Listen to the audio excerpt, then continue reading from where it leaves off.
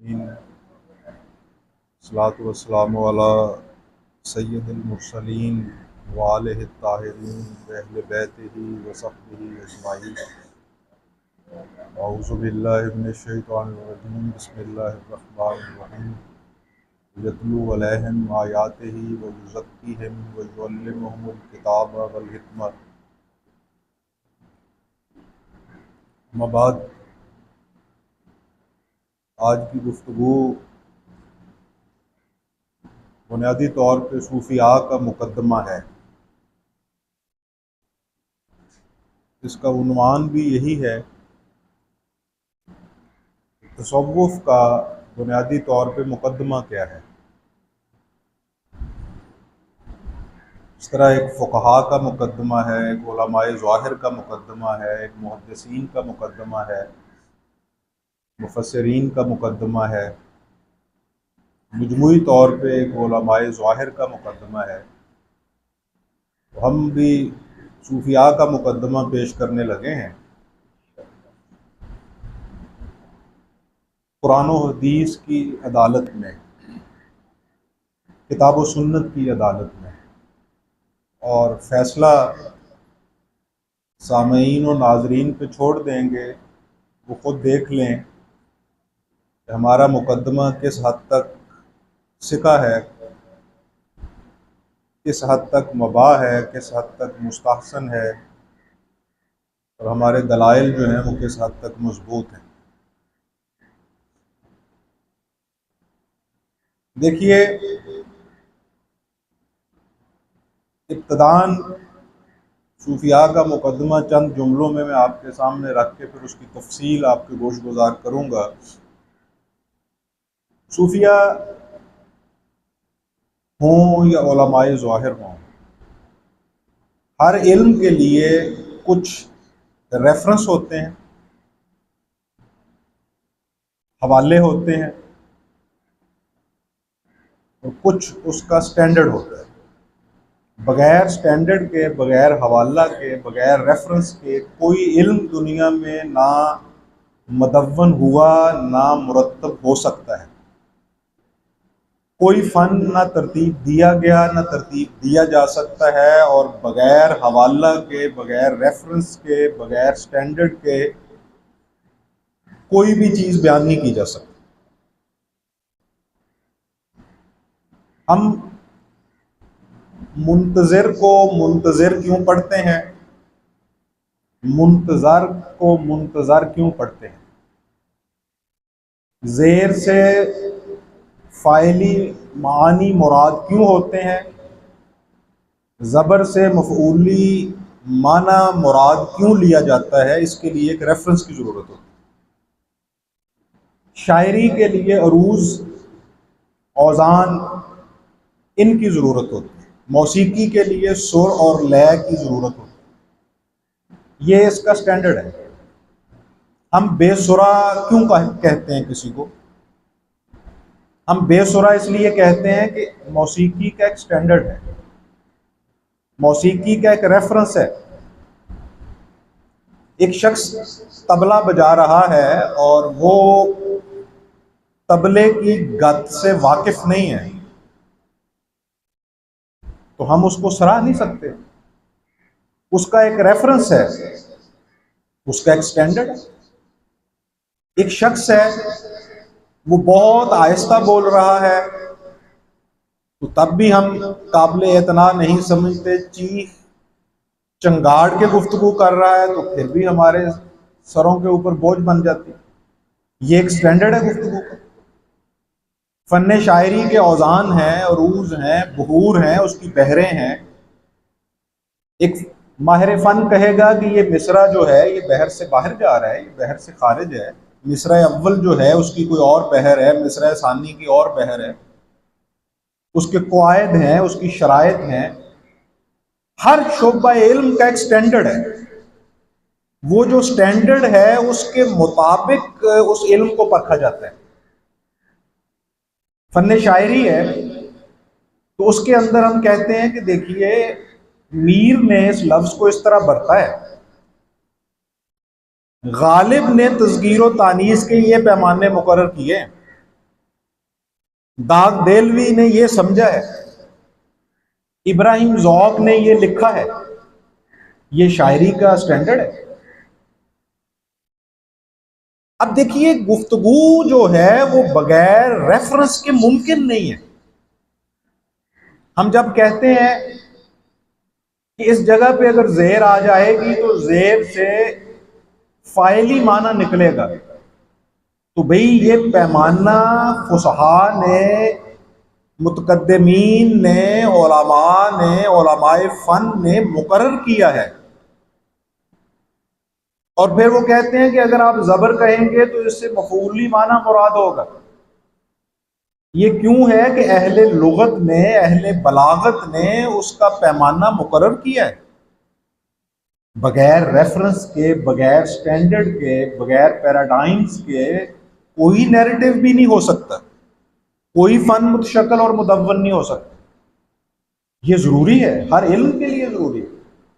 دیکھیے آپ مرشد کو مرشد کہہ دیں، مرشد کو مرشد کہہ دیں تو معانی کا زمین و آسمان کا فرق واقع ہو جائے۔ مرشد ارشاد عطا فرمانے والا، ہدایت پہنچانے والا، مرشد ہدایت لینے والا۔ مرشد شیخ کامل، مرشد مرید۔ یہ زیر اور زبر کے ساتھ فرق واقع ہوتا ہے۔ اس کو کیا کہتے ہیں؟ یہ زبانوں کا سٹینڈرڈ، زبانوں کا معیار ہے، اور اس میں طے شدہ ہے کہ ایک عوام الناس کی زبان ہوتی ہے، عوام کل انعام۔ ایک اہل علم کی زبان ہوتی ہے، ایک اخص الخواص کی زبان ہوتی ہے جو اصحا ہوتی ہے۔ اس زبان کے اپنے پیمانے ہیں، علماء کی زبان کے اپنے دوائر ہیں، اور عامیانہ زبان جو عوام الناس کی ہوتی ہے اس کے اپنے غلط العام ہیں۔ جب ہم علم ظاہر کے اسلوب پہ بات کرتے ہیں تو اس کے اندر پیمانے ہیں۔ اگر ہم توحید سے بات شروع کریں، علم العقائد سے بات شروع کریں،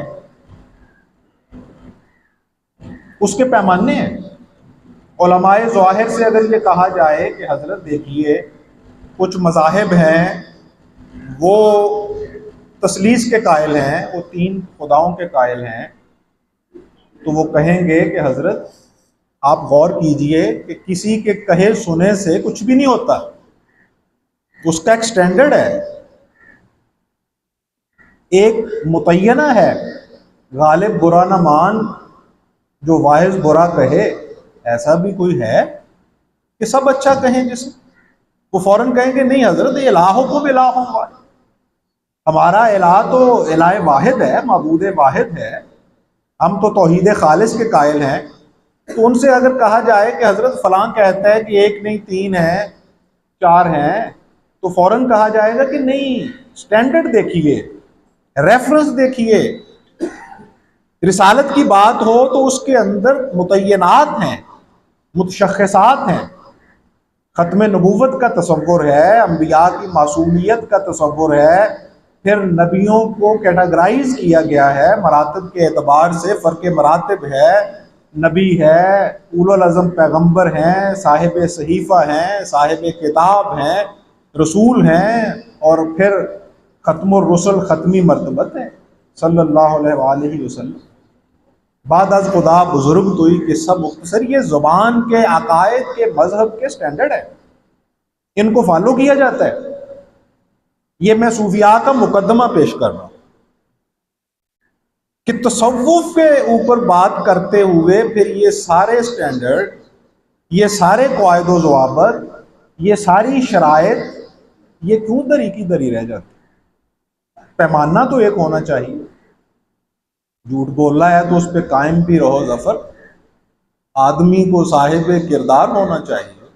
اگر کچھ کہا ہے تو پھر اس پہ قائم بھی رہو نا۔ اگر کوئی ایک عقائد کی عمارت وضع کی ہے، ایک روایت کی عمارت وضع کی ہے تو اس پہ پھر قائم رہیے نا۔ ختمی مرتبت، کاذب نبی، یہ تصور ہے اہل سنت کے ہاں؟ ہم ہر شخص جو مدعی نبوت ہے رسالت مآب صلی اللہ علیہ وسلم کے بعد اس کو کاذب سمجھ، اسٹینڈرڈ ہے یہ، ایک ریفرنس توحید میں موجود ہے، ملائکہ کے تصور میں موجود ہے، قیامت کے حوالہ سے موجود ہے۔ ہم کہتے ہیں فلاں شخص قرآن کی بہترین تفسیر کر گیا، علماء ظاہر متفقن علیہ جملہ کے ساتھ کہیں گے کہ حضرت اس کی تفسیر کو تفسیر نہیں کہا جا سکتا۔ امام فخر الدین رازی نے جب تفسیر کبیر لکھی تو اس کے اوپر بڑے بڑے علماء نے یہ رائے دی تھی، جس کو اجتماعی جملے کے ساتھ میں آپ کے گوش گزار کرتا ہوں۔ علامہ امام تقی الدین ابن تیمیہ سمیت بہت سارے علماء نے یہ بات لکھی مولانا کی تفسیر کے متعلق، تفسیر کبیر کے متعلق، کہ حضرت کی جو تفسیر ہے اس میں سوائے قرآن کی تفسیر کے باقی سب کچھ موجود ہے۔ اب غور کیجئے یہ اس میں کتنا باریک قسم کا طنز پایا جاتا ہے کہ انہوں نے علوم کو اکٹھا کر دیا، علوم کے انبار لگا دیے، لیکن سوائے قرآن کی تفسیر کے باقی اس کے اندر سب کچھ موجود ہے۔ یعنی انہوں نے کہا کہ وہ قرآن کی تفسیر کے پیمانہ پہ پوری نہیں اترتی تفسیر۔ اجماع کی بہت بلند حیثیت ہے۔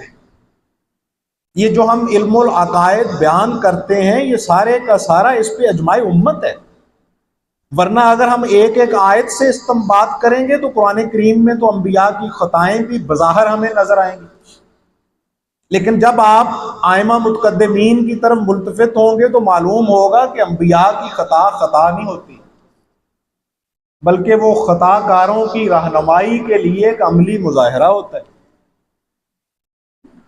وہ سہو نہیں ہوتا، بلکہ جو بھولے ہوئے ہیں انہیں راستہ دکھانے کے لیے سجدہ سہو ہوتا ہے۔ یہ آپ کو ائمہ متقدمین کی روایت سے معلوم ہوگا۔ تو پھر تفسیر کے اصول کیا ہے؟ تفسیر کے اصول یہ ہیں کہ وہ تفسیر احادیث سے مربوط بھی ہو، مستنبط بھی ہو، اور احادیث سے وہ تفسیر ثابت بھی ہو۔ یہ اصول تفسیر کا پہلا اصول ہے۔ دوسرا اصول یہ ہے کہ وہ تفسیر منہج صحابہ کے مطابق ہو، فہم صحابہ کے مطابق ہو۔ قول شاذ کسی ایک صحابی کا تفرد اس کی مخالفت کرے تو مباح، اجماع صحابہ، اجماع فکر صحابہ، اجماع منہج صحابہ اس کی مخالفت میں نہ جائے۔ یہ دوسرا اصول ہے۔ پھر باقی جتنے بھی اسالیب ہیں، باقی جتنے بھی اصول و مبادیات ہیں وہ بعد کے ہیں کہ وہ بلاغت کے پیمانوں پہ پوری اترتی ہو، زبان دانی کے تقاضوں کو پورا کرتی ہو، قرآن کریم کا جو پس منظر ہے، پیش منظر ہے، اس کو مد نظر رکھتی ہو، پھر جو اس کا کلام ہے، اس کا سیاق کلام اس کو پیش نظر رکھتی ہو، یہ بعد کی بات ہے۔ لیکن اس سے پہلے وہ صحابہ کی فکر، منہج اہل البیت کی فکر، منہج ائمہ متقدمین کی منہج اور فکر کے مطابق ہونی چاہیے۔ یہ ایک سٹینڈرڈ ہے۔ اب آپ لاکھ کہتے رہیں کہ حضرت فلاں شخص اہل سنت ہے، اس نے یہ تفسیر لکھی ہے، اہل سنت کے ائمہ ریجیکٹ کر دیں گے، وہ کہیں گے نہیں حضرت وہ اور کچھ ہو سکتا ہے، وہ تفسیر نہیں ہے۔ کیوں نہیں ہے بھئی؟ اس نے تو اتنی محنت کی ہے، اتنی مجلدات پہ مبنی ہے۔ وہ اس لیے نہیں ہے کہ بھئی اس کی تائید احادیث صحیحہ سے نہیں ہوتی، اس کی تائید جو ہے وہ منہج صحابہ سے نہیں ہوتی، اس کی تائید جو ہے وہ فکر ائمہ متقدمین سے نہیں ہوتی۔ That's it. یہ اصول تفسیر ہو۔ اب آئیے حدیث کی طرف۔ ہم کہتے ہیں حضرت دیکھیے فلاں صاحب ہے، انہوں نے اس حدیث کو کوٹ کیا ہے، انہوں نے اپنی کتاب میں لکھا ہے، فوراً محدثین سیسا پلائی ہوئی دیوار کی طرح آپ کے سامنے کھڑے ہوں، وہ کہیں گے آپ کو اصول حدیث کا علم نہیں ہے۔ 36 سے زیادہ احادیث کی اقسام ہیں۔ احادیث کو پرکھنے کے لیے اسماء اور رجال کے پیمانے ہیں، جر و تعدیل کے شرائط اور قواعد و ضوابط ہیں، ائمہ محدثین کی اتنی محنت ہے، آپ اس پہ پانی پھیر رہے ہیں۔ اس کی تو سند ٹھیک نہیں ہے۔ کیا ہوا ہے جی سند کو؟ یہ مرسل ہے، اس میں تدلیس ہوئی ہے، راوی کی ملاقات ثابت نہیں ہے، سماع ثابت نہیں ہے، اس کی وجہ سے اس کی سند میں ایک ضعف ہے، یہ حدیث ضعیف ہے، یہ حدیث متروک ہے، یہ حدیث موضوعی ہے، یہ حدیث متفقن علیہ ہے، یہ حدیث متواتر ہے، یہ غریب ہے، یہ حسن غریب ہے، غیر ہی ہے، لذات ہی ہے۔ احادیث کی بہت ساری اقسام ہیں، صرف ہمارے موضوع کے ساتھ جتنی بات مطابقت رکھتی ہے وہ میں بیان کر رہا ہوں۔ اب یہ پیمانے ہیں، حتیٰ کہ اس کے اندر گرفت کے پیمانوں پہ غور کیجئے۔ سٹینڈرڈ کی بات میں کر رہا ہوں کہ علم بغیر ریفرنس اور سٹینڈرڈ کے نہ مدون ہو سکتا ہے، نہ بیانیے کا حصہ بن سکتا ہے، کوئی بھی علم ہو۔ ہم نے عقائد سے بات شروع کی ہے، اب تفسیر سے ہم حدیث کی طرف آئیں۔ دیکھیے، ایک طالب علم جو مبتدی ہے، جو علوم اسلامیہ سے لابلد ہے، وہ ایک غلط فہمی کا شکار ہوتا ہے، جس کو محدثین اور علماء فوراً تنبیہ کریں گے اور وہ کہیں گے کہ حضرت آپ دیکھیے، آپ کو غلط فہمی ہوئی، آپ نے سنا تھا کہ یہ کتب ستہ جو ہیں انہیں صحاح ستہ کہا جاتا ہے۔ اب ریفرنس اور سٹینڈرڈ کا یہ مقام ہے کہ وہ شخص فوراً کہے گا کہ حضرت یہ چلتا ہوا جملہ ہے، یہ صحاح ستہ نہیں، کتب ستہ ہے۔ صحاح ستہ کا معنی تو یہ ہوگا کہ یہ 6 کتابیں جو ہیں یہ صحیح ترین کتابیں، تو تقابل کے اعتبار سے تو یہ صحیح ترین ہے، لیکن ان 6 کتابوں میں ہر کتاب جو ہے وہ اصحاح نہیں ہے، اس کے اندر ضعیف روایتیں بھی موجود ہیں۔ ترمذی جامع ترمذی ہے، وہ صحیح ترمذی نہیں ہے۔ ابو داؤد سنن ہے، ابن ماجہ ہے، نسائی ہے، یہ سنن ہے۔ ان کے مؤلفین کا تو یہ ادعا ہی نہیں ہے کہ انہوں نے ہر حدیث اس میں صحیح لکھی۔ ترمذی جامع ہے، اور جامع کا معنی ہی یہ ہوتا ہے کہ اس میں ہر درجے کی حدیث، انہوں نے خود حکم لگائے ہیں ان کو۔ تو اس کا مطلب یہ ہوا کہ اب درستی ہوگی ایک ریفرنس اور سٹینڈرڈ کے ساتھ کہ یہ صحاح ستہ نہیں، کتب ستہ ہے۔ اب ایک مبتدی جو ہے، ابتدائی طور پہ علوم کو دیکھنے والا شخص یا مطالعہ کرنے والا شخص، وہ آگے بڑھے گا اور وہ کہے گا کہ چلیں یہ تو نہ ہوئی، بخاری شریف تو صحیح بخاری ہے نا۔ اب اس کو اس باریکی کا علم نہیں ہے جو ایک محدث کو علم ہوتا ہے، جو ایک باقاعدہ ثقہ عالم کو علم ہوتا ہے۔ وہ کہے گا حضرت یہ صحیح محدثین کی اصطلاح ہے، یہ لغت کی اصطلاح نہیں ہے۔ ایک لفظ کا ایک لغوی معنی ہوتا ہے، ایک اصطلاحی معنی ہوتا ہے، اور ایک عرفی معنی ہوتا ہے۔ اب کئی الفاظ ہیں، اب عدم کا معنی نہ ہونا بھی ہوتا ہے، اور ایک جگہ پہ عدم کا معنی ہونا بھی ہوتا ہے۔ اب کس جگہ پہ عدم کا معنی نہ ہونا ہے اور کس جگہ پہ عدم کا معنی ہونا ہے، وہ ماہر فن بیان کرے گا۔ معنی در بطن متکلم، معنی در بطن سیاق کلام۔ احادیث کے اندر سند کیا ہوتی ہے، صحیح الاسناد کی تعریف کیا ہوتی ہے، یہ محدثین بیان کریں۔ اسی لیے کہتے ہیں جائے استاد خالیس۔ مجھے تھوڑا سا معلوم ہے کہ ایک ہارڈ ویئر سٹور ہوتا ہے، اس کے اندر یہ چیزیں ہوتی ہیں، لیکن چونکہ میرا وہ سٹور نہیں ہے، میں نے وہ فن نہیں سیکھا، اس لیے میں اس کے اوپر تخصص کا ادعا نہیں رکھتا اور مجھے اس پہ گفتگو نہیں کرنی چاہیے۔ مجھے معلوم ہے کہ درزی کپڑے کو کاٹتا ہے اور پھر سلائی کر دیتا ہے، لیکن اس کے فن پہ کما حق ہوں میں احاطہ نہیں رکھتا۔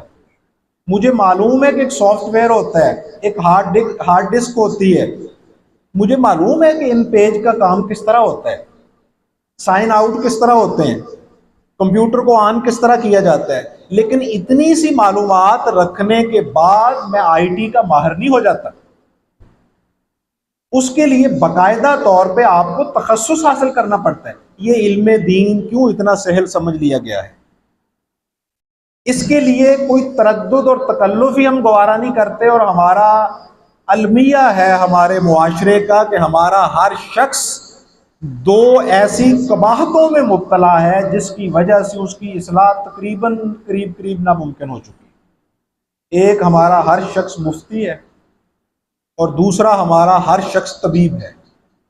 جس کے ساتھ آپ کسی بیماری کو ڈسکس کر لیجئے وہ آپ کو نسخہ عنایت فرمائے گا، اور علم دین پہ بات کر لیجئے فتویٰ سے کم وہ صادر نہیں کرے گا۔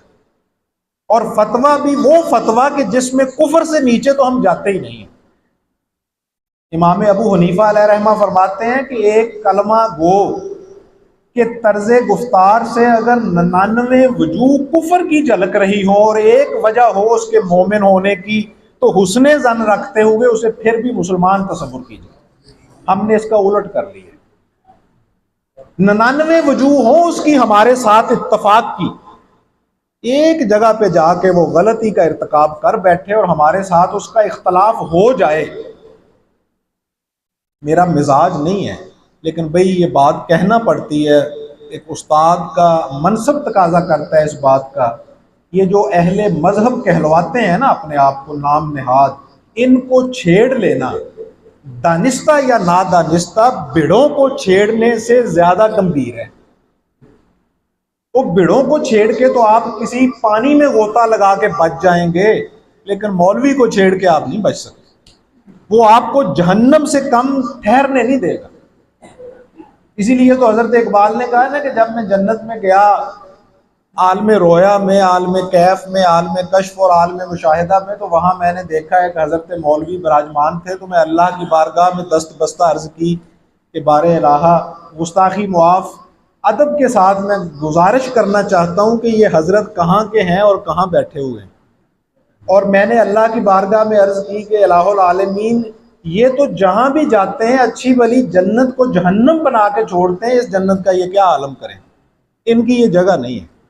تو رومی فرماتے ہیں تو برائے وصل کردن آمدی، نئے برائے فصل کردن آمدی، تو لوگوں کو جوڑنے کے لیے آیا ہے، لوگوں کو توڑنے کے لیے نہیں آیا، کاٹنے کے لیے نہیں آیا۔ یہی فرق ہے علماء ظاہر اور صوفیاء میں کہ علماء ظاہر دیواریں کھڑی کرتے ہیں اور صوفیاء پل بناتے ہیں۔ وہ توڑتے ہیں، یہ جوڑتے ہیں، وہ کاٹتے ہیں، یہ سیتے ہیں، وہ نمک چھڑکتے ہیں، یہ مٹھاس پیش کرتے ہیں، وہ زخموں پہ نمک چھڑکتے ہیں۔ علماء ظاہر کی مثال گندگی کی مکھی جیسی ہے، وہ پورا صاف بدن چھوڑ کے اس غلیظ پھوڑے پہ جا کے بیٹھے گی، اور صوفی اس کا علاج کرے گا۔ صوفی مرہم رکھتا ہے۔ ایک شخص اگر کنویں میں گرا ہوا ہے تو صوفی اس مقام پہ کھڑا ہوتا ہے کہ جس جگہ پہ جا کے وہ اس کو نکالنے کی کوشش کرتا ہے، اور یہ ناصح ہوتا ہے، یہ اوپر کھڑا ہو کے نصیحتیں کرتا ہے کہ تجھے کنواں نظر نہیں آیا؟ بھئی نصیحتوں کا وہ موقع نہیں، اس وقت موقع مرہم کا ہے۔ یہاں مجھے ایک بہت خوبصورت جملہ یاد آیا گوتم بدھ کا، اور ہمارے سرکار اقدس صلی اللہ علیہ وسلم نے ارشاد فرمایا ہے کہ حکمت مومن کی گم شدہ میراث ہے، جہاں سے ملے لے لو۔ اور چونکہ وہ سرکار اقدس صلی اللہ علیہ وسلم کے ظاہری طور پہ تشریف لانے سے پہلے ہوئے ہیں، اس لیے ان کی نبوت کے متعلق بھی ہم سکوت اختیار کرتے ہیں، نہ انکار می کنم نہ انکار می کنم کے مصداق، نہ تائید کرتے ہیں نہ تردید کرتے ہیں، ممکنہ طور پہ انبیاء میں سے ہو سکتے ہیں۔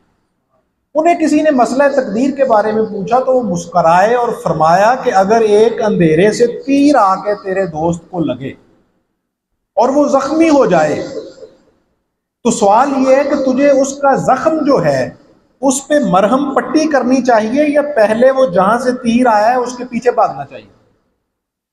اس شخص نے کہا کہ پہلے تو زخم کا علاج کرنا چاہیے۔ تو انہوں نے فرمایا یہ جو مابعد الطبیات کے مسائل ہیں، میٹا فزکس کے مسائل ہیں، ان کو ایک لمحے کے لیے چھوڑو ذرا، اور پہلے جو انسانیت کے مسائل ہیں ان کو حل کرو۔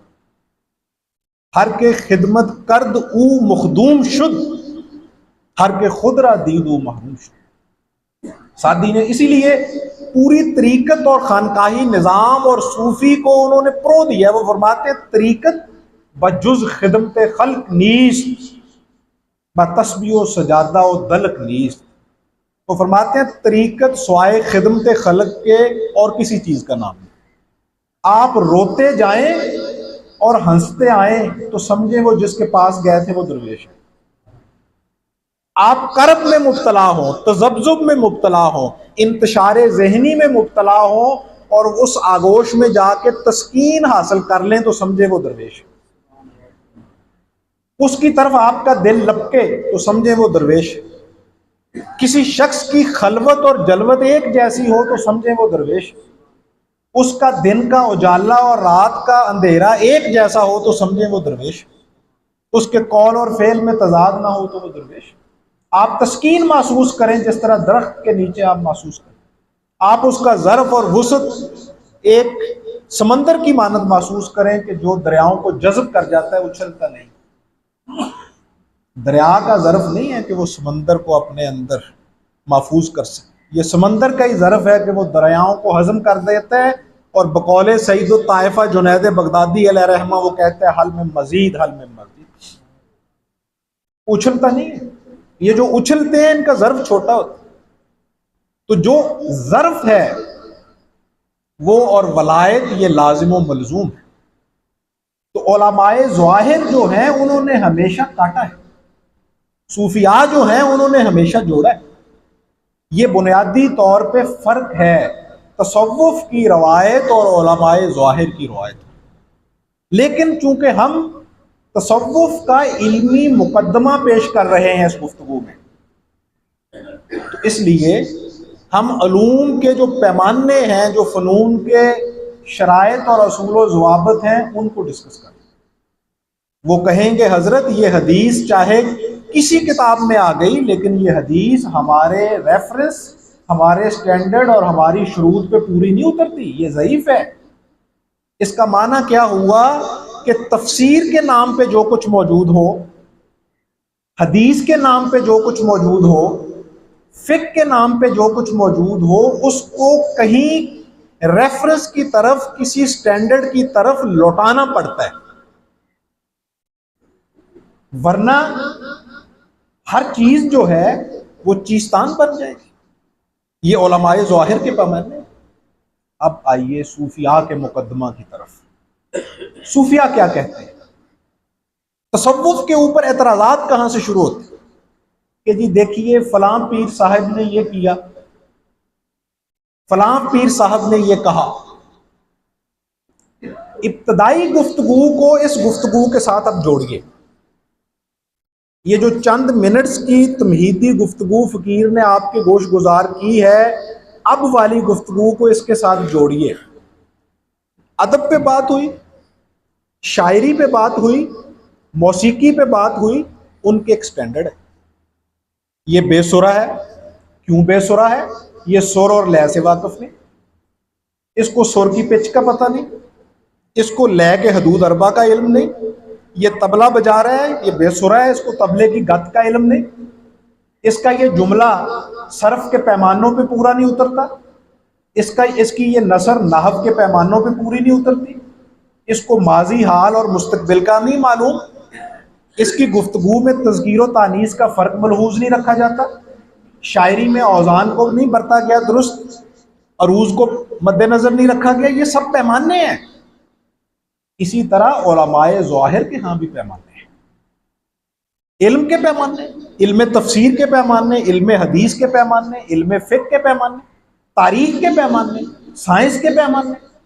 اب دیکھیے علم تفسیر، علم تاریخ جس کو عمرانیات کہتے ہیں، سوشیالوجی، اس کے دو پیمانے ہیں کہ وہ جو بات آپ تک پہنچی ہے اس کا سورس کیا ہے، پرائمری سورسز ہیں یا سیکنڈری سورسز ہیں۔ آپ کہتے ہیں کہ جی پرائمری سورسز ہمارے پاس موجود نہیں ہیں، تو ایک مورخ کہے گا کہ حضرت یہ تاریخ نہیں ہو سکتی، بلکہ ہمارے ہاں تاریخ اسی لیے درست نہیں لکھی جاتی کہ ہم پہلے عقائد وضع کرتے ہیں، بعدہ تاریخ کو لکھ کے ان عقائد کے مطابق توڑ لیتے ہیں، مروڑ لیتے ہیں۔ اس طرح تاریخ نہیں لکھی جاتی۔ علم کی روایت ہمارے ہاں کیوں نہیں پنپ رہی؟ کیونکہ علم جو ہے وہ اپنے پیمانوں میں آزاد ہے۔ آپ کے جذبات کا نہ وہ محتاج ہے نہ ان سے مشروط ہے۔ آپ یہ چاہتے ہیں کہ ہم قرآن کو اس طرح پڑھیں جس طرح ہمارے جذبات ہیں، پھر وہ آگے سے بھی اسی طرح ہی ہمیں تفسیر بیان کریں۔ ایسا نہیں ہوتا۔ خالی و ذہن ہو کے قرآن کی طرف جائیے، خالی و ذہن ہو کے حدیث کی طرف جائیے، خالی و ذہن ہو کے فقہ اور تفسیر اور عقائد اور علم الکلام کی طرف جائیے، خالی و ذہن ہو کے فلسفہ کی طرف جائیے اور استاد کی رہنمائی میں جائیے۔ آپ کا آج بھی علوم کا دائرہ اس بات کو واضح کرتا ہے کہ استاد کی کتنی ضرورت ہے. میڈیکل کی کتابیں موجود ہیں, میڈیکل کالج کھلے ہوئے ہیں, فزکس کی کتابیں موجود ہیں, استاد بیٹھا ہوا ہے. اگر کتاب کفایت کرے تو پھر استاد کی تو ضرورت سینکڑوں سال پہلے سے ختم ہو جانی چاہیے تھی, جب سے پرنٹنگ پریس آیا تھا, دڑا دڑ کتابیں چھپتی. اس کی جو باریکیاں ہیں وہ کون بتائے گا؟ آپ نے تو یہ جان لیا کہ بخاری کی ہر روایت ٹھیک ہے, لیکن محدث بتائے گا کہ بخاری کی ہر روایت ٹھیک ہے. اس سے مراد کیا ہے؟ اس سے مراد یہ نہیں ہے کہ بخاری شریف کی جو جلد ہے اس کے اندر جو کچھ موجود ہے وہ درست نہیں. اس سے مراد یہ ہے کہ امام بخاری رحمۃ اللہ علیہ نے بخاری کے اندر جو سرکار اقدس صلی اللہ علیہ وسلم کی احادیث اکٹھی کی ہیں وہ صحیح ہے. اب یہ باریک بات ہے, لیکن اس بخاری کے اندر اثر صحابہ بھی ہیں, اس کے اندر قول صحابہ بھی ہیں, ائمہ کے اقوال بھی ہیں. ان کی سند کا بیان کرنا یا ان کی سند کا ٹھیک ہونا یہ بخاری کے صحیح ہونے کے ساتھ مشروط نہیں ہے. یہ ایک باریک فرق ہے. اس کا نتیجہ یہ ہوا کہ بخاری کے اندر آیا ہوا ہر اثر محدثین کی ایک اصطلاح ہے. اس کا معنی ہوتا ہے کسی صحابی کا قول یا اس کا فعل جو کسی تابعی نے بیان کیا. اثر صحابہ اس کو کہہ دیتے ہیں. اس کا آنا, اس کی تو سند بھی بیان نہیں کرتے امام بخاری. اس کے اندر بہت ساری چیزیں ایسی ہو سکتی ہیں جو ضعیف. اب دیکھیے لاکھوں احادیث ہیں جو منسوب ہیں حضور اقدس صلی اللہ علیہ وسلم کی طرف. اس میں سے امام بخاری علیہ رحمہ نے یہ کم و بیش اگر مقررات حذف کر دیے جائیں تو 2200 کے قریب احادیث بنتی ہیں جو امام بخاری نے اس کے اندر مرتب کی. وہ باقی کیا ہے؟ یہ سٹینڈرڈ ہے. اور یہ سٹینڈرڈ دیکھیے اگر آپ تسلیم کرتے ہیں تو اس کا معنی یہ ہوا کہ پھر آپ نے ضرورت مرشد تسلیم کر لی. ہم بھی یہی کہتے ہیں. ہم کہتے ہیں کہ روحانیت کے لیے, تزکیہ نفس کے لیے, تزکیہ باطن کے لیے ایک سٹینڈرڈ ہے اور اس سٹینڈرڈ کو مرشد کہتے ہیں. آپ نے بھی قبول کیا ہے. اب دیکھیے یہ بہت آسان ہے بچوں, یہ سمجھنا اور کہنا کہ ہمارے لیے قرآن و حدیث کافی ہے, لیکن اس جملے کی گہرائی اور اس کی خطرناکی کا آپ کو احساس نہیں ہے. اور جو خطباء اور واعظین یہ آپ کے اندر ڈال رہے ہیں انہیں غالباً خود بھی اس کی خطرناکی کا احساس نہیں. آپ بخاری شریف سے خود مسائل نکال سکتے ہیں؟ آپ کو احادیث کی اقسام پہ عبور ہے؟ دیکھیے شیخ الاکبر محی الدین ابن عربی علیہ رحمہ فرماتے ہیں کہ انسانوں کے صرف 2 طبقات ہیں, تیسرا طبقہ نہیں ہے. حضرت کا یہ جملہ غور سے سنیے گا. آپ فرماتے ہیں 2 طبقات ہیں دنیا میں, یا مقلد یا مجتہد, تیسرا طبقہ نہیں. یا آپ تقلید کریں گے یا آپ اجتہاد کریں گے ہر شعبے میں, یا آپ خود آئی ٹی کے ماہر ہوں گے یا آئی ٹی کی ماہر سے جا کے فیض پائیں گے, یا آپ خود درزی ہوں گے یا درزی سے کپڑے سلوائیں گے, یا آپ خود ماہر زراعت ہوں گے یا ماہر زراعت سے مشورہ کریں گے, یا آپ خود عالم ہوں گے مجتہد ہوں گے تو اجتہاد کریں گے. اب اگر یہ دیکھیے یہ کہا جاتا ہے نا کہ آپ اندھی تقلید کرتے ہیں, حضرت ہم اندھی تقلید نہیں کرتے. ہم تو آپ کو مشورہ دیتے ہیں کہ آپ خود جنید بغدادی ہو جائیے. ہم تو آپ سے کہتے ہیں کہ آپ خود غوطہ خور ہو جائیے. اگر آپ موتیوں کے طالب ہیں تو غوطہ خور ہو جائیے, خود غوطہ لگائیے اور موتی نکالیے. لیکن اگر آپ کہتے ہیں کہ حضرت اس کی تو گہرائی بہت ہے, ڈوب جائیں گے, ہم تو غوطہ خور نہیں ہیں, تو پھر ہم وہ بات کہتے ہیں جو صوفیاء کا مقدمہ ہے کہ پھر کسی غوطہ خور سے رابطہ رکھیے, پھر کسی غوطہ خور سے وابستہ ہو جائیے. اب ایک شخص کہتا ہے کہ جی میں قرآن و حدیث سے مسائل نکال لوں گا, تو ہم کہتے ہیں نکال لو. ہم نے کب کہا ہے کہ امام ابو حنیفہ علیہ رحمہ کو بھی ضرورت ہے تقلید کی؟ کبھی کہا ہے؟ وہ مجتہد ہے. ہم نے کبھی کہا ہے کہ امام مالک, امام احمد بن حنبل, امام شافعی علیہ رحمہ ان کو بھی ضرورت ہے تقلید کی؟ نہیں، وہ مجتہد ہے. تقلید محض، تقلید مطلق، تقلید قطعی اور اندھی تقلید، اس کے تو ہم بھی قائل نہیں. ہم کہتے ہیں کہ سطح دو ہیں، طبقات دو ہیں تمام علوم و فنون میں، تمام طبقات زندگی میں. یا آپ مجتہد کے درجے پہ ہوں گے کسی بھی چیز میں، یا مقلد کے درجے پہ ہوں گے. اب آپ فیصلہ کر لیجئے آپ کس درجے پہ. قرآن و حدیث سے مسائل اخذ آپ کر سکتے ہیں تو نکال لیجئے. علم بلاغت، علم فن، صرف، نحو، محاورہ عرب، منہج صحابہ، فکر صحابہ، سیرت سرکار اقدس صلی اللہ علیہ وسلم، ذخیرہ حدیث، اسناد، متن، جر و تعدیل، اسماء الرجال، مباحث ائمہ متقدمین، ان سب پہ آپ کی نظر ہے تو آپ تفسیر خود لکھیے، نکالیے. آپ کو کس نے روکا ہے؟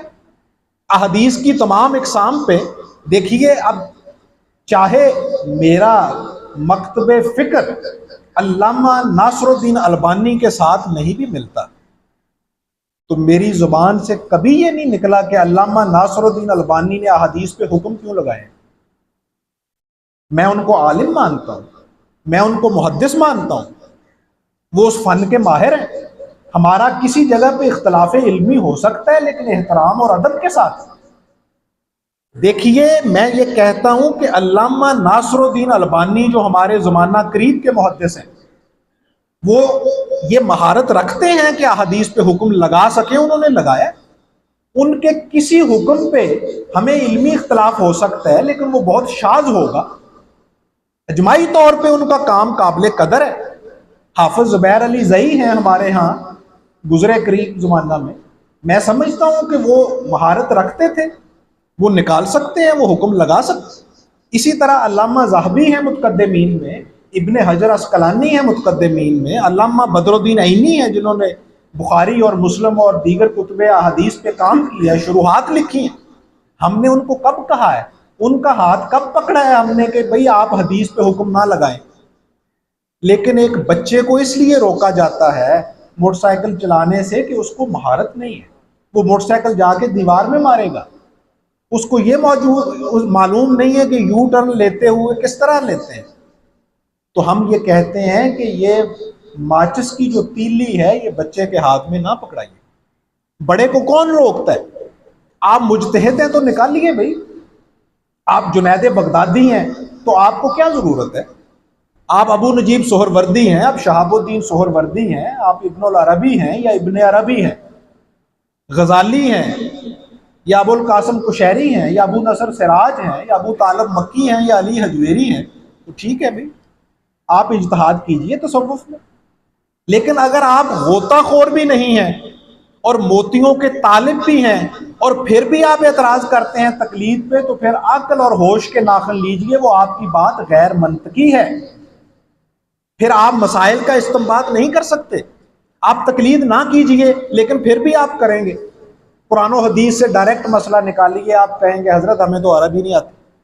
تو اب عربی کے لیے کسی کے پاس جائیں گے نا، صرف اور نحو پڑھیں گے تو قرآن اور آپ کے درمیان میں ایک شخص تو آ گیا. پھر آپ کہتے ہیں کہ ہمیں عربی نہیں آتی تو مترجم سے ترجمہ پڑھیں گے یا کسی کا لکھا ہوا پڑھیں گے، قرآن اور آپ کے درمیان میں ایک استاد تو آ گیا. پھر وہ ترجمہ پڑھنا بھی کفایت نہیں کرے گا. ایک قرآن کا ظاہر ہے، پھر اس کے بطون ہے، پھر ان بطون کے آگے بطون ہے، کس جگہ پہ کون سا معنی مراد ہے وہ آپ کیسے اخذ کریں گے؟ اس کے مراتب ہیں. پھر آپ کو یہ کیسے معلوم ہوگا کہ اس کا وہی معنی جو ہم لے رہے ہیں وہی صحابہ نے لیا، وہی اہل البیت نے لیا، سرکار اقدس صلی اللہ علیہ وسلم نے احادیث میں بھی وہی بیان کیا؟ ہو سکتا ہے آپ اس کے بالکل ہی متضاد چلے جائیں. آپ کو ایک ایک لمحہ جائے استاد خالیص کی ضرورت ہے. یہ مقدمہ ہے تصوف کا کہ علماء ظاہر کے یہ سٹینڈرڈ ہیں، اس کے بغیر وہ بات نہیں کرتے. تو تصوف کے بھی پھر سٹینڈرڈ ہے، اس کا بھی ریفرنس ہے. ہمارا کیا سٹینڈرڈ ہے، ہمارا کیا ریفرنس ہے؟ علماء ظاہر کہتے ہیں کہ ہمارا یہ ریفرنس ہے کہ یہ بات امام بخاری نے لکھی ہے، یہ بات علامہ ذہبی نے کہی ہے، یہ بات علامہ ابن حجر عسقلانی نے بیان کی ہے، یہ علامہ بدر الدین عینی نے مراد لی ہے، علامہ ابن تیمیہ نے یہ بات کہی ہے، حافظ ابن کثیر نے یہ لکھا ہے، حافظ ابن القیم نے یہ بیان کیا ہے، وہ کہتے ہیں یہ ہمارا سٹینڈرڈ ہے۔ اہل فقہ کہتے ہیں کہ امام مالک، امام شافعی، امام احمد بن حنبل، امام ابو حنیفہ، یہ وہ لیول ہے۔ وہ کہتے ہیں درِ مختار میں دکھائیے، فتاوی عالمگیری میں لکھا ہو، اگر احناف بر صغیر کے فتاوی قاضی خاں میں ہو، ان کا یہ سٹینڈرڈ ہے۔ حضرات بریلویہ سے بات کی جائے، جو اہل سنت کا ایک بہت بڑا مکتب فکر ہے، تو وہ کہتے ہیں کہ امام احمد رضا صاحب بریلوی نے یہ بات بیان کی ہو۔ حضرات دیوبند سے بات کی جائے تو وہ کہتے ہیں کہ دیوبند کے جو ائمہ ہیں، مولانا اشرف علی صاحب تھانوی ہیں، مولانا قاسم نانوتوی ہیں، مولانا رشید احمد صاحب گنگوہی ہیں، اور حضرت امداد اللہ مہاجر مکی رحم اللہ ہیں، ان سے ہونی چاہیے بات۔ تو بھئی ہر مکتب فکر کا ایک ریفرنس کا دائرہ ہے، سٹینڈرڈ ہے۔ اہل الحدیث مکتب فکر کے بچے اپنی روایت سے کٹتے جا رہے ہیں، پہلے ان میں بھی ایسا نہیں تھا۔ وہ کہتے تھے کہ ہمارے اکابرین جو ہیں، مثلا داؤد راز ہیں، غزنوی خاندان ہے، اسی طرح ڈپٹی نذیر احمد ہیں، نذیر دیلوی ہیں، نواب صدیق حسن خان بھوپالی ہیں، شاہ اسماعیل دیلوی ہیں، علامہ ابن تیمیہ ہیں، انہوں نے یہ باتیں لکھی ہوں، انہوں نے یہ باتیں بیان کی ہوں۔ اسی طرح ہم کہتے ہیں کہ جب آپ نے تصوف کو جانچنا ہے، تصوف کو پرکھنا ہے، تو پھر جو اکابر صوفیہ ہیں ان کی طرف چلیے، ان سے پوچھئے کہ آپ تصوف کی تعریف بیان کیجئے۔ سید علی حجویری یہ ہمارا ریفرنس ہے، یہ ہمارا سٹینڈرڈ ہے۔ شیخ عبد القدوس گنگوہی یہ ہمارا ریفرنس ہے، یہ ہمارا سٹینڈرڈ ہے۔ اور یہ کیوں ہے وہ آگے چل کے میں بیان کروں گا۔ اگر اس لیکچر میں یہ نہ بھی سمیٹی گئی گفتگو تو اللہ کی توفیق سے آگے چلتی رہے۔ غزالی، ابو طالب مکی، ابو نصر سراج، الکلابازی، ابو القاسم قشیری، جنید بغدادی، ابو نجیب سہروردی، شہاب الدین سہروردی، سید الطائفہ جنید بغدادی، شیخ عبد القادر جیلانی، شیخ مجدد احمد سرہندی، یہ ہمارا ریفرنس ہے، یہ ہمارا سٹینڈرڈ ہے۔ ان کی طرف چلیے، ان کو پوچھئے آپ تصوف کے کیا سمجھتے ہیں۔ پہلی تو آپ کی یہ غلط فہمی دور ہوگی جو ہم پچھلی نشستوں میں جو 10 کے قریب ہو چکی ہیں تصوف پہ، وہ آپ کی دور ہوگی کہ یہ جو پیر کی ڈیفینیشن آپ نے کی ہے کہ پیر ایک ایسے شخص کو کہتے ہیں جس کو دعاؤں کے لیے یا تعویذوں کے لیے رکھا جاتا ہے، یہ آپ کی غلط فہمی ہے۔ آپ کو دوسری غلط فہمی آپ کی یہ دور ہوگی کہ یہ جو صوفی ہے یہی عالم بھی ہے، اور ہمارا جو عالم ہے وہی صوفی بھی ہے۔ یہ جتنے بزرگوں کے میں نے نام لیے ہیں یہ اپنے وقت کے محدث بھی تھے، مفسر بھی تھے، فقیہ بھی تھے، متکلم بھی تھے، فلسفی بھی تھے، صوفی بھی تھے۔ شیخ الاکبر محی الدین ابن عربی علیہ رحمہ اور امام بخاری علیہ رحمہ کے درمیان میں 3 واسطے ہیں، وہ امام بخاری کے شاگرد ہیں۔ اور دوسری طرف جو بڑے علماء ظاہر ہیں وہ صوفیاء کے شاگرد ہیں۔ امام تقی الدین ابن تیمیہ اور شیخ المشائخ سید عبد القادر جیلانی علیہ رحمہ کے درمیان میں ایک واسطہ ہے۔ علامہ ابن تیمیہ ابن قدامہ کے شاگرد ہیں، اور ابن قدامہ شیخ المشائخ سید عبد القادر جیلانی کے شاگرد ہیں، یہ ایک دوسرے کے شاگرد ہیں۔ اور آپ کو یہ معلوم ہوگا کہ یہ جن بزرگوں کے میں نے نام لیے ہیں یہ صوفی ہی نہیں ہے اکیلے، یہ عالم بھی ہیں۔ کیوں عالم ہے؟ یہ بہت سادہ بات ہے، اس کو سمجھیے۔ جس شخص نے میٹرک کیا ہے اس نے پرائمری نہیں کی ہوتی۔ تصوف کا تو درجہ ہی علوم ظاہرہ سے اوپر ہے، علم باطن علم ظاہر سے اوپر ہے۔ اس کو اس طرح سمجھیے کہ الشریعت اقوالی والطریقت افعالی والحقیقت احوالی والمعرفت سری۔ شریعت سرکار اقدس صلی اللہ علیہ وسلم کا قول ہے، طریقت آپ کا فعل ہے، اسی شریعت پہ عمل کو طریقت کہتے ہیں۔ شریعت اور طریقت مختلف چیزیں نہیں ہیں، یہ ہمارا سٹینڈرڈ ہے۔ ہم بیان کریں گے کہ تصوف کیا ہے، اور وہ تصوف ہوگا۔ آپ کے سمجھنے سے تصوف نہیں ہوگا، جس طرح میں ابھی چند منٹس میں یہ واضح کر چکا ہوں کہ ہمارے سمجھنے سے کوئی حدیث نہیں ہوتی، ہمارے سمجھنے سے کوئی تفسیر نہیں ہوتی، ہمارے سمجھنے سے فقہ نہیں ہوتی۔ آپ بیٹھے ہیں وہاں پہ، اے علماء ظاہر، آپ کہتے ہیں آپ کے کہے سنے سے کیا ہوتا ہے؟ یہ اس طرح نہیں ہے کہ جو چاہے آپ کا دل حسن کرشمہ ساز کرے، اس طرح نہیں ہوتا۔ وہ کہتے ہیں کہ ہم بتائیں گے کہ تفسیر کیا ہے، ہم بتائیں گے حدیث کیا ہے، ہم بتائیں گے فقہ کیا ہے، تو اسی طرح ہم بتائیں گے تصوف کیا ہے۔ آپ نہیں اخذ کر سکتے، ہم بتائیں گے ہمارا سٹینڈرڈ کیا ہے۔ تو آپ دیکھیں گے کہ یہ لوگ علم ظاہر کے اوپر بھی اسی طرح دسترس رکھتے ہیں جس طرح علم تصوف۔ ایک شخص جس نے ایم اے کیا ہوا ہے، بھئی اس نے مڈل کو بھی پاس کیا ہوا ہے، اس نے پرائمری بھی پاس کی ہوئی ہے۔ ایک شخص جو مفتی کے درجہ پہ پہنچا ہے، آپ اس سے اگر سوال کریں تو اس کو سوائے معصومیت کے اور کیا کہا جائے گا؟ آپ اس سے پوچھیے حضرت آپ نے درس نظامی کیا ہوا ہے؟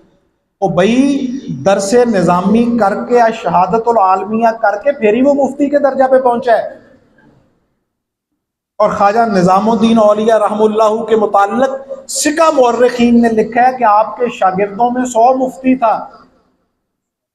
اب جس کے مریدوں میں مفتی موجود ہیں ان کے پیر سے پوچھ رہے ہو کہ حضرت آپ نے فتویٰ پڑھا ہوا ہے، آپ کو فقہ آتی ہے؟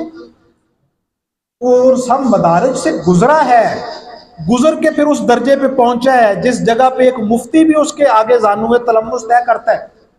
یہ وہ پیر ہے ہمارا۔ اور آج کا پیر وہ سند نہیں ہے، الا یہ کہ آپ کو کوئی اہل اللہ میں سے کوئی شخص مل جائے جو کہ ہمیشہ خال ہوتے ہیں۔ اور رومی فرماتے ہیں کہ اہل اللہ کو جو اللہ خال خال رکھتا ہے، کم کم رکھتا ہے، وہ اس لیے رکھتا ہے کہ قیمتی چیز وہی ہوتی ہے جو کامیاب ہوتی ہے، اور کامیاب چیز ہی قیمتی ہوتی ہے۔ یہ دونوں لازم و ملزوم ہیں۔ ان کو گراں، ان کی جو گرانی ہے اس کو قائم رکھنے کے لیے، ان کی قیمت کو قائم رکھنے کے لیے اللہ ان کو کامیاب رکھتا ہے۔ لیکن اگر آپ کی نیت صالح ہو تو پھر آپ کو وہ کامیاب جو خال خال ہیں وہ مل جاتے ہیں، وہ ہر زمانہ میں ہوتے ہیں، لیکن اس کے لیے طلب صادق اور صالح نیت کی ضرورت۔ اب چلیے ان کی طرف، انہوں نے کون سا تصوف بیان کیا ہے؟ ہمارا مقدمہ کیا ہے؟ ہم کہتے ہیں کہ دین ظاہر کا نام نہیں ہے، دین کے اندر باطن ہے، مراتب ہیں، توحید کے مراتب ہیں، رسالت کے مراتب ہیں۔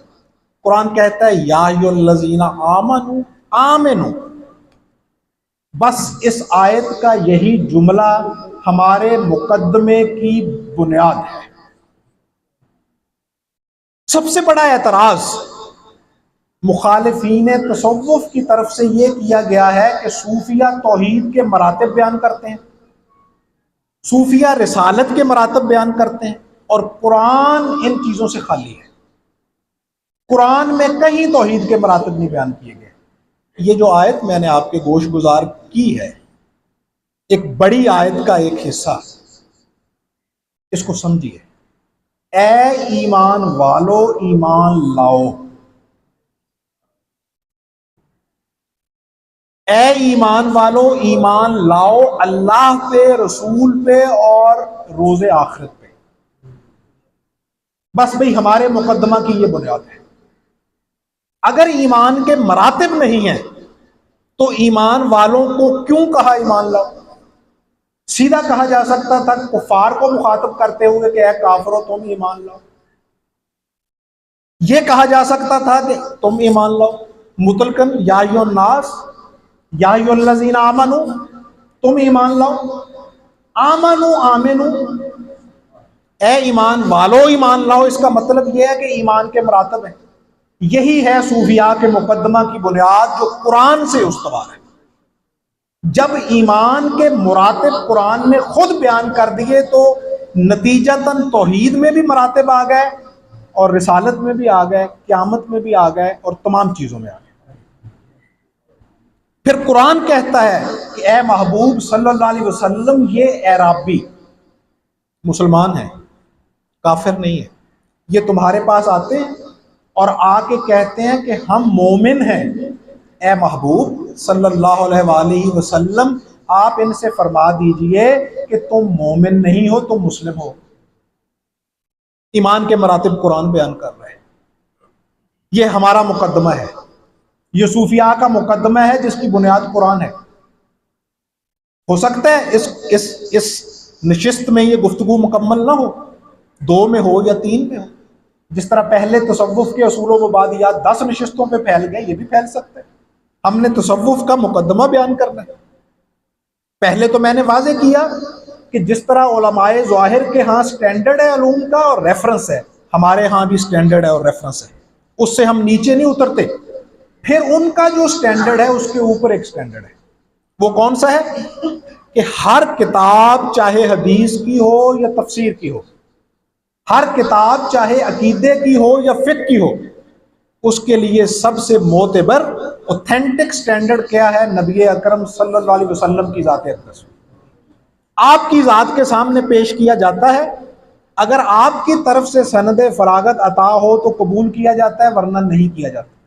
ہم بھی کہتے ہیں کہ تصوف کا سٹینڈرڈ یہ جو چلتے پھرتے پیر ہیں یہ نہیں ہے، اینٹ اٹھاؤ تو پیر نکل آتا ہے، مرید کم ہے پیر زیادہ ہے، یہ نہیں ہے۔ اہل اللہ سٹینڈرڈ ہے، صاحب تقوی سٹینڈرڈ ہے، صاحب علم صاحب شریعت اولیاء سٹینڈرڈ ہے، صاحب طہارت متبع سنت صوفیاء سٹینڈرڈ ہے۔ پہلے تو سٹینڈرڈ اور ریفرنس طے کرو، پھر ہمارا سٹینڈرڈ بھی جو ہے اس کو سرکار اقدس صلی اللہ علیہ وسلم کی ذات کی طرف لوٹا دو، قرآن اور حدیث میں پیش کرو تصوف۔ جتنا تصوف قرآن اور حدیث کے ساتھ مطابقت رکھے قبول کرو، دوسرے کے متعلق برملا بالاستیاب بالصراحت علی وجہ البصیرت فقیر یہ بات کہتا ہے کہ اسے دیوار پہ مار دو، نہ قبول کرو۔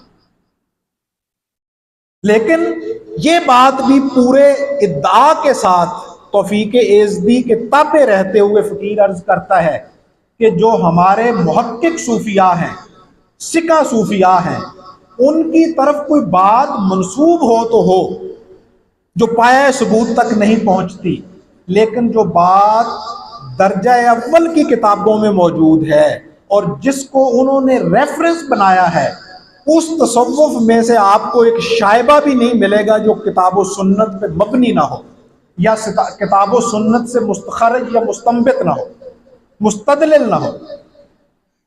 اگر آپ کہتے ہیں کہ ہم نے یہ سمجھا تو اس کی تو اجازت ہے، لیکن اگر آپ کا یہ دعویٰ ہے کہ کتاب و سنت اس سے خالی ہے، تو پھر آپ امت کی پوری روایت دیکھیے، آپ کی فکر سے امت کی پوری روایت خالی ہے۔ وہ سب صوفیاء کے ساتھ کھڑے، شخص واحد پہ وہ اعتراض کرتے ہیں، لیکن مطلقاً تصوف کا انکار آپ کو گنتی کے 10 آدمی بھی 1400 سال میں نہیں ملیں گے۔ علماء ظاہر میں بھی جو جید لوگ ہیں، حتیٰ کہ علامہ ابن تیمیہ نے 12 رسائل لکھے ہیں تصوف و سلوک، ابن قیم نے تصوف و سلوک پہ کتابیں لکھی، اور خود بیعت کی ابن قدامہ کے ہاتھ شیخ المشائخ عبد القادر جیلانی علیہ رحمہ کے سلسلہ میں۔ اب دیکھیے، فرمایا کہ اے محبوب صلی اللہ علیہ وسلم، آپ ان سے فرما دیجئے کہ تم مسلم ہو، مومن نہیں ہو۔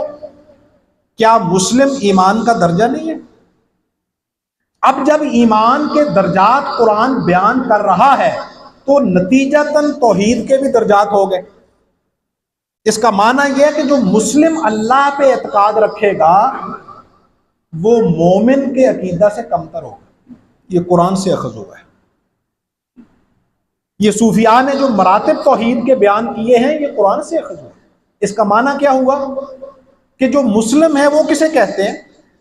جس نے اسلام کو قانونی طور پہ زبان پہ جاری رکھتے ہوئے قبول کر، اقرار باللسان، یہ مسلم ہے، اور تصدیق قلب کی جو ہے اس کو ایمان کہتے ہیں۔ جس شخص نے اپنے جسم پہ نافذ کر لیا اللہ اور اس کے رسول کے قوانین کو وہ مسلمان ہو گیا، اور جس نے اپنے باطن اور روح پہ نافذ کر لیا وہ مومن ہے۔ اور جس نے تزکیہ کر لیا یتلو علیہم آیاتہ ویزکیہم ویعلمہم الکتاب والحکمہ، یہ پورا پروگرام ہے دین کا، یہ پورا نصاب ہے۔ اے محبوب صلی اللہ علیہ وسلم، آپ معلم ہیں، یہ معلم کا درجہ ہے، استاد کا مقام ہے، کہ آپ کو معلم کے اسم سے مسمى قرار دیا گیا، لقب سے ملقب فرمایا گیا۔ اس صفت سے موصوف کیا گیا. آپ معلم ہیں, آپ کتاب کی تعلیم دیتے ہیں, حکمت کی تعلیم دیتے ہیں اور ان کا تزکیہ کرتے ہیں. یہ تین چیزیں ہیں.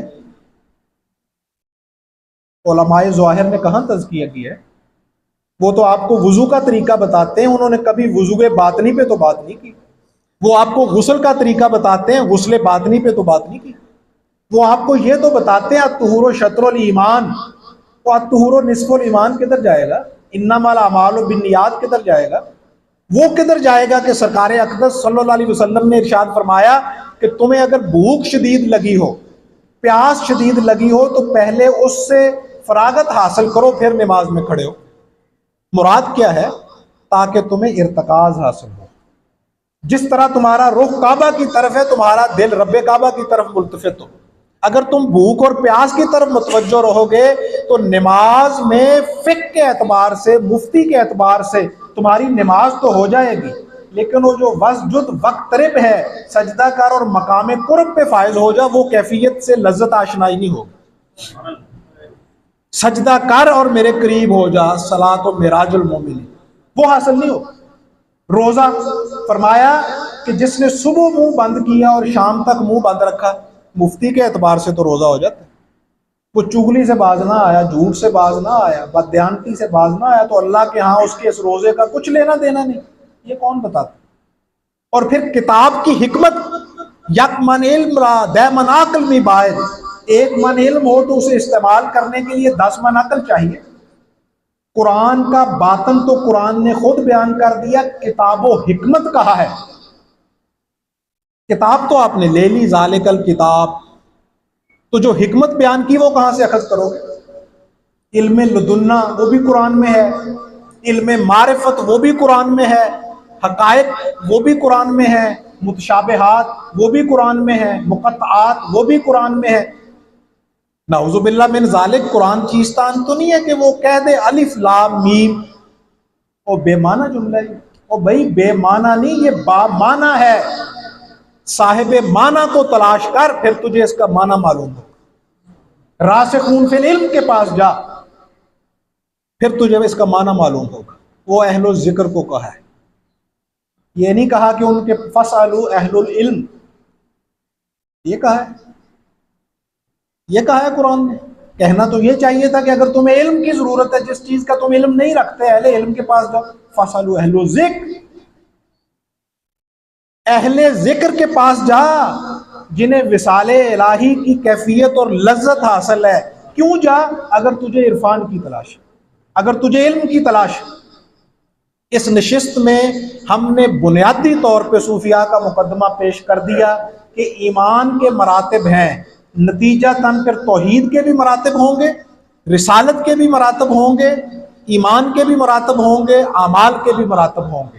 اگلی نشست میں اس گفتگو کو اللہ کی توفیق سے یہیں سے شروع کریں گے کہ اس کے ساتھ ساتھ پھر ہر چیز کے مراتب ہوں گے جو کہ صوفیاء نے اخذ کیے. اللہ توفیقات میں اضافہ فرمائے. وما علینا الا